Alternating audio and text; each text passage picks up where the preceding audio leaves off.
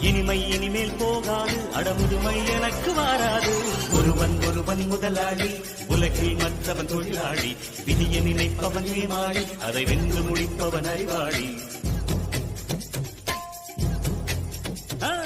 ஒருவன் ஒருவன் முதலாளி, உலகில் மற்றவன் தொழிலாளி. விதியை நினைப்பவன் ஏமாளி, அதை வென்று முடிப்பவன் அறிவாளி. பூமியை வெல்ல ஆயுதம் எதற்கு, பறிக்க கோடரி எதற்கு, பொன்னோ பொருளோ பொற்களம் எதற்கு,